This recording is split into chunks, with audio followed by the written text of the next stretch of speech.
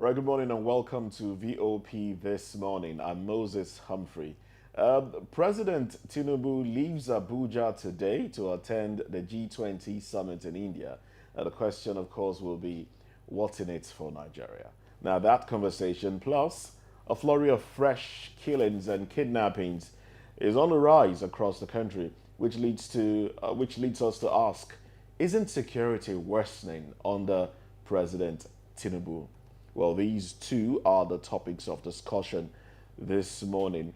In the meantime, we'd like for you to click subscribe to our YouTube page and be part of the conversation, be part of everything that we do right here. On YouTube, we are Voice of the People TV, and on other social media platforms, we are at VOP TV Live. Well, Cyril Abaku is with me in the studio. Good morning to you, Cyril. A very good morning to you, Moses. And together, we'll be going into the papers, looking at what stories made it to the cover page of some papers. But one thing you should know, of course, is the blue rail line kicks off today. Yes, kicks off today, and Nigerians, Lagosians in particular, have been warned to not cross the line because it could electrocute you. It's electrified. So use the pedestrian bridges that have been made available. Now, the government has also gone ahead to make sure that the physically challenged can cross the pedestrian bridge. So don't attempt to cross the line, all right, as it might electrocute you. All right, so let's stay safe. Now, having put that out there, let's get into the cover pages of the papers, of course. Now, we're starting off with the Daily Trust. We have this headline here on the cover page of the Daily Trust. This one reads: Farmers decry exclusion from 1.5 billion naira relief materials, and it has sub riders. Let's see now. We identified beneficiaries through SEMAs, NEMA. Farmers need flood-resistant seeds. Experts. Now, underneath that one, we have I want to die a Muslim, ex-traditional worshipper Yaoshu says after embracing Islam. Nigeria molds G20 membership as Tinubu attends summit in India.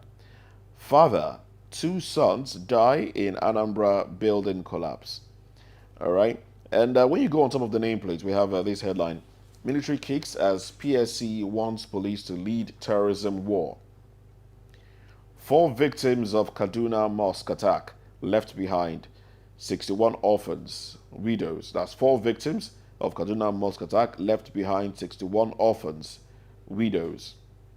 Experts differ as FG celebrates 400 days of zero greed collapse. All right. Going further, yes, I think, yeah, pretty much. I think that's it. And then we have a pictorial here with people carrying plates. This one has supporters of Niger's National Council. Well, they were, drumming their support there in Niger. Okay, so, Cyril. Yeah, well, the matter about the farmers decrying exclusion or being left out of the 1.5 billion naira relief material. relief materials. The question is, why lump farmers together with everyone else? I'm just wondering. Should there be a separate No, arrangement but for I them? mean, because in terms of the need that agriculture is serving or developed agriculture is providing, why don't you find a way to deal with farms and farm owners and Okay. separate them from every other person? Now, NEMA is saying that they reached people through what's it called, SEMA. But I mean, that's understandable. That's fine. How about agriculture? How about the farms? Whatever happened to them? And why are we having a discussion around flood-resistant seeds now? Goodness gracious! Is it that we've not thought of it before, or someone has been taking the money and has been keeping quiet? Because I know that in Nigeria, there are a lot of agricultural research institutes. There's national, is it NSPRI also? There's NSPRI, there's Cocoa Research Institute, there are all these places, okay, Corin, and so on. Agriculture in Nigeria is one of the few sectors that have tens, if not hundreds of institutes and MDAs, and agencies that are within that sector. If you wanted to plant, for example, maybe you had a fairly large yard compound and you wanted to plant, this pawpaw tree that doesn't grow too tall but quickly begins to sprout. You could go and tell them, I want this sort of ceiling, and they'll give it to you. It means somebody is there doing the incubation, doing the research, and doing the separation and knowing what to do for whoever is in need. How come? Having access to that would be another thing. No, it's fine, but I mean, somebody I know, and people I know, and that thing is not just for plantain, banana, and so on. People I know have gone to those places, paid money, and taken the seedlings without a hassle. To be fair, you say this is what I want, and you go there, except there's something that's happening. I'm not aware, but I know you can go and say, I want to and so seedling. They will even help you come and plant. If you want, they will even help you. Okay. Yes, tell you what to do, I'll guide you. Because agriculture is a niche area. A lot of Nigerians went through taking to agriculture, especially in the urban areas. So, because after the oil boom, people just began to look down on agriculture and think this is for. But long and short of it is that, given our history, our peculiarity, is it that nobody knew about the need for flood-resistant seeds? I find that very repulsive. In Ethiopia, as in other Horn of Africa countries, they have drought-resistant crops that they plant. That no matter how the drought comes, Somalia, Ethiopia, Kenya, and so, no matter how Eritrea, no matter how bad the drought is, those things will survive. There are people who I know in the offices have jugs in which they put those flowers. They don't need any oxygen or whatever. They are there. They bored, and they do well. They survive. At least I've seen with my eyes. So I'm a bit at a loss when I hear them say experts are calling for drought. Are you kidding me? In this time and age, we still have farms. They say people. Let me explain something, Moses.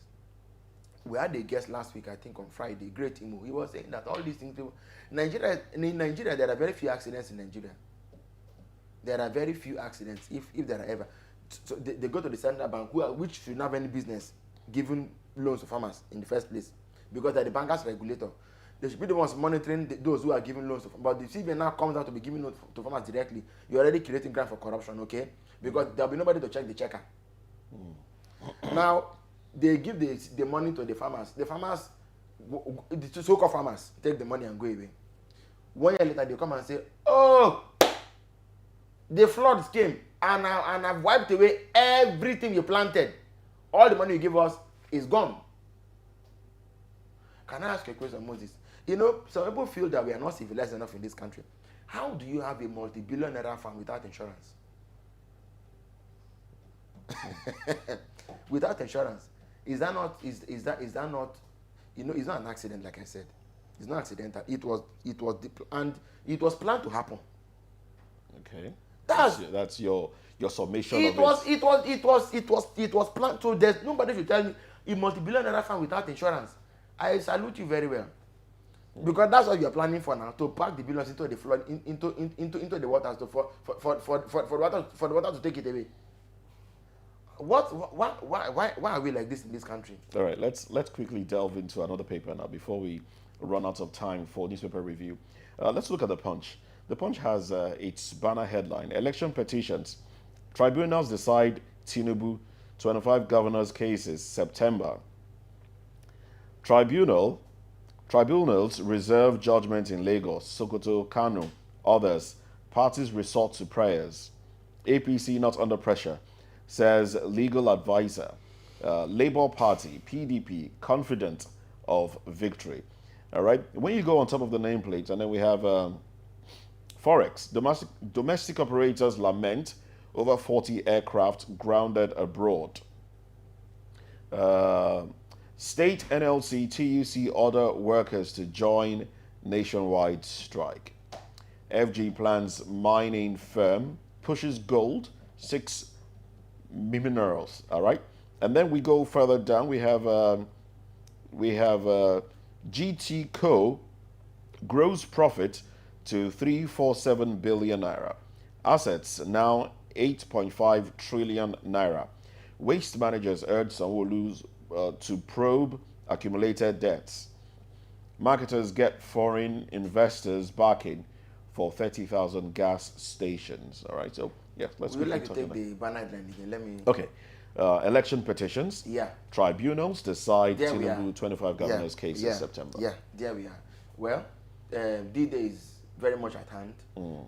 The cookie, we are going to see whether the cookie crumbles, whether. I mean, we can't preempt what the courts are going to say. We will not even attempt to do so. I, for one, I have no dog in the fight. I have no preferred bull from the circle. So, yeah, but for me, I think the most important thing is for justice to take its course. The only thing that we'll find out is if the judges are not able to convince us if they take, for whatever decision they take.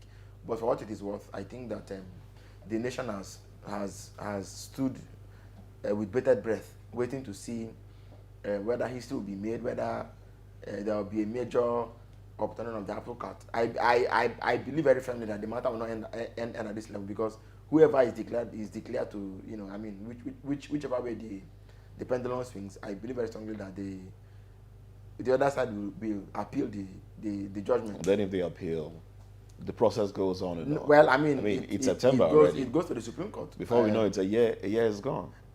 Yeah, but the point is, this is a process.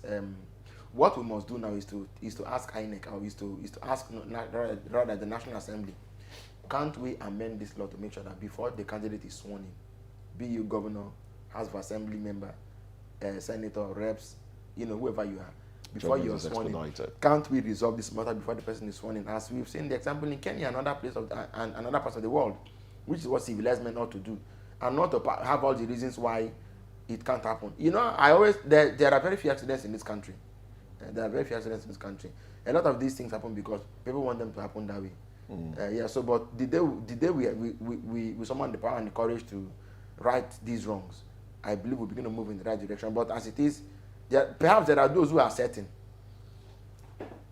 There are those who are certain that they are sure of what the outcome is going to be, and they are not perturbed. But there are those who are not certain, who feel that their feet is still dangling in the water, is not yet strong. So, but I believe that by this time in October, we would have known, would have been able to separate the boys from the yes, would have known the ruling of court. But we can't take it away from the fact that this is a watershed moment in our political history and judicial history, and the courts ought to know that the candidates and those cases are not the only ones on trial. The judges themselves are on trial before history.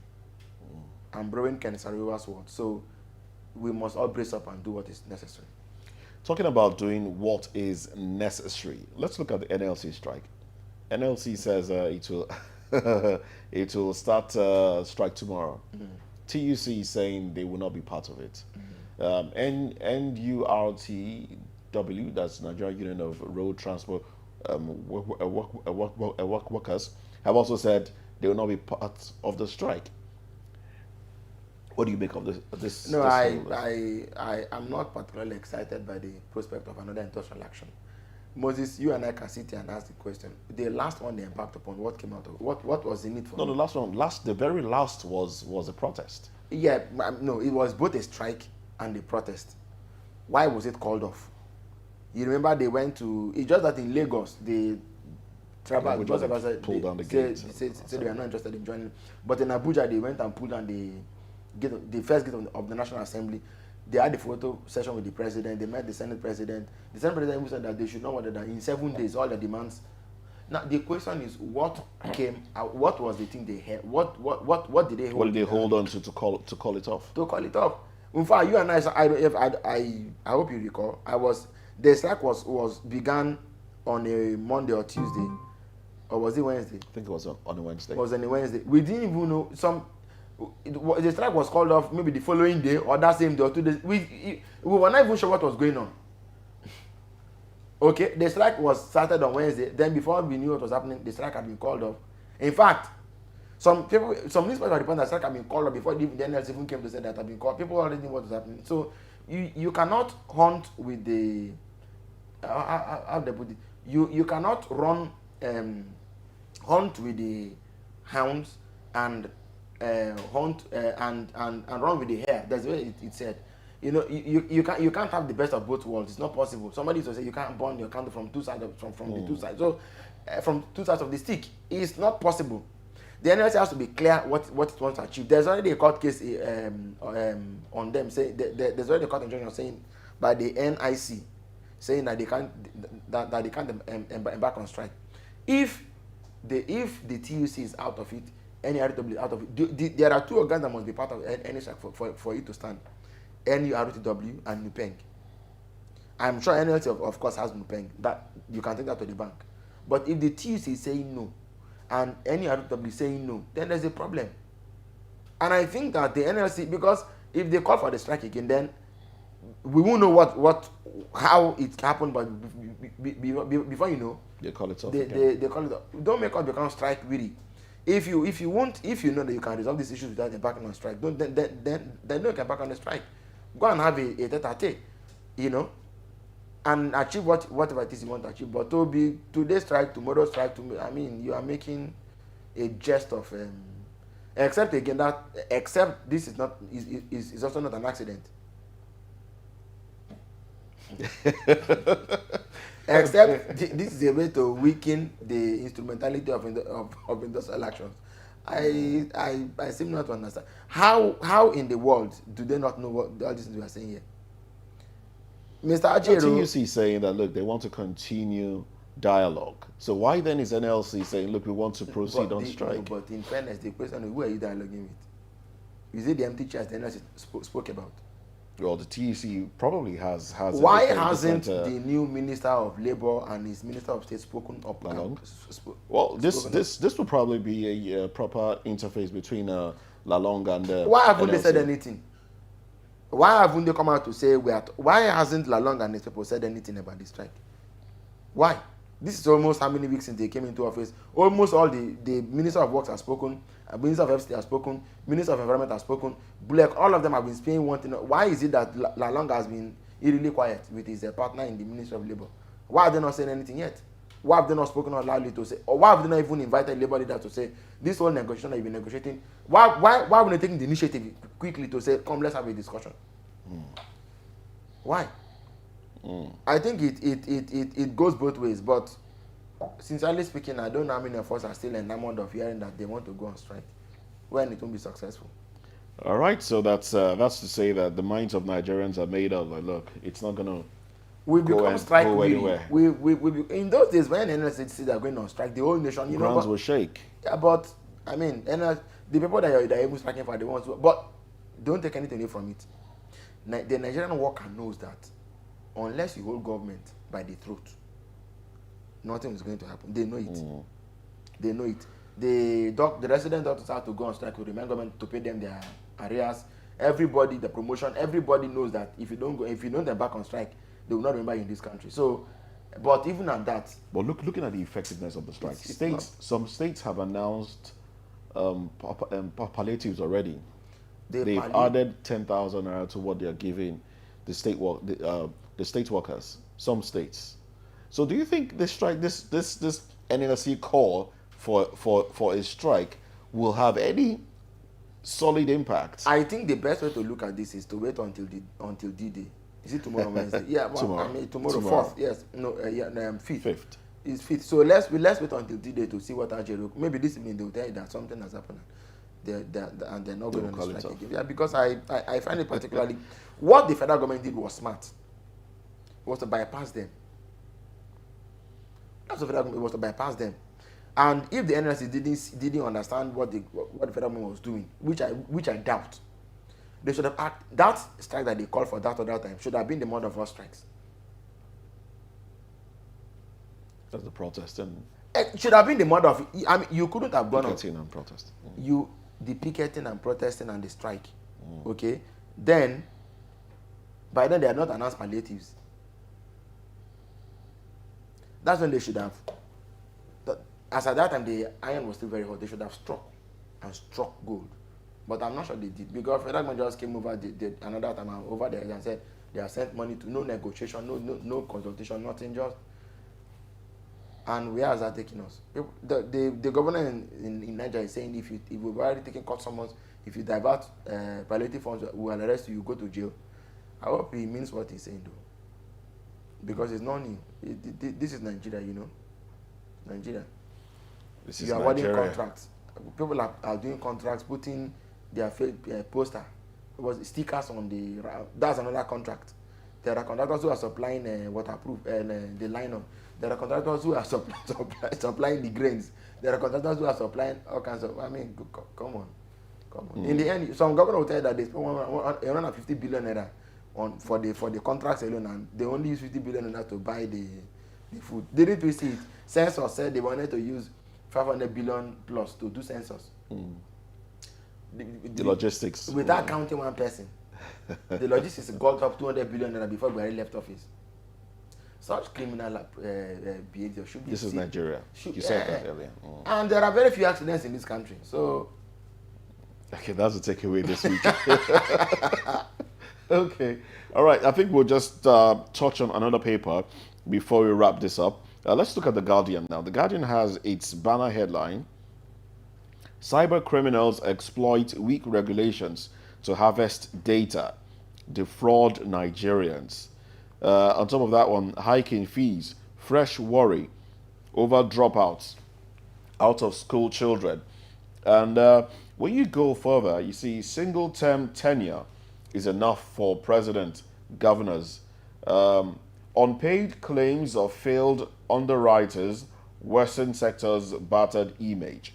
And then we have NLC insists on strike despite government's overtures as new tax regime commences.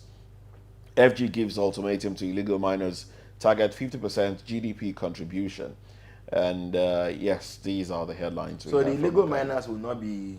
They've been asked to join will not be an shot and association. killed or arrested for illegally. No, they've been asked to join an association within 30 days. 30 days. Did they give a similar ultimatum to oil thieves in the south? Did they? No, not that I know of. Clearly, government is dealing with the. So you think government knows the illegal miners? In the newspapers, they are called illegal miners. Moses. It is in the newspapers they call them illegal miners. With the way it has gone, I don't know whether they are still illegal miners. Yeah, the Minister of Mines that's what he called them. He is speaking to a group of people who are doing a business and whom are now being told to form form cooperatives or a cooperative, whatever it is. So that by joining cooperatives now, what was illegal will become what? So I don't know who still calls them illegal miners. As far as government has already told them, we know you there. So I'm not sure if I should still call them illegal miners. I don't think they are, because I've never had any day that government set up a task force to go and push them out, or that are going to fight them, or the way they are going after oil thieves. At the NBA conference, that they won. In fact, I think it was what that lawyer said that made government to wake up now. Tall, dark man. He said at the NBA conference last week, he said that government is very active in going after oil thieves in the south. Even going as far as awarding a contract to a private security firm. But when it comes to illegal miners in Zamfara, who are depriving Nigeria of valuable revenue that we can use to develop this country, nobody is saying nothing about them. And the only thing government could say was that they should join cooperative society. Moses, are you sure we're not in the wrong place this morning? Shouldn't we have been at a gold mine and being told that the government has said you can go and join a cooperative society? What does that mean? What does that mean? I sincerely and seriously abhor crime and criminality, and I think that the stiffest penalty must be meted out, because they first of all, oil minerals are on the exclusive list. Only the federal government has the power to deal with it. What is going on in Zamfara is a classic case of the injustice of Nigeria, where government is allowing the state government and people like that to drill, and the government the state government is even in charge of the whole business. They are now the ones paying royalties to federal government. While in the case of petroleum, the federal government will be the one to come and take everything from you and give you pittance. You are not pittance to people. And let me, to think that bad behavior can continue without being corrected for a very long time, I shudder to accept that. Government should be more deliberate and determined about what it wants to do with these illegal miners, as I like to call them. Illegal. Because I don't know how many people call them illegal miners, sincerely speaking. I continue to call them illegal miners, but I don't know if that's what they call them there. I don't think they see them as illegal miners. If your solution is to join a cooperative society, come on. Oh well, that's well, thank you very much, Cyril. This is where we draw the curtain on newspaper review this morning on VOP TV. Well, up next on VOP this morning, duty calls as President Bola Tinubu jets out to India to attend the G20 summit with investment attraction topping the Nigerian agenda. Well, details in a moment. Stay with us.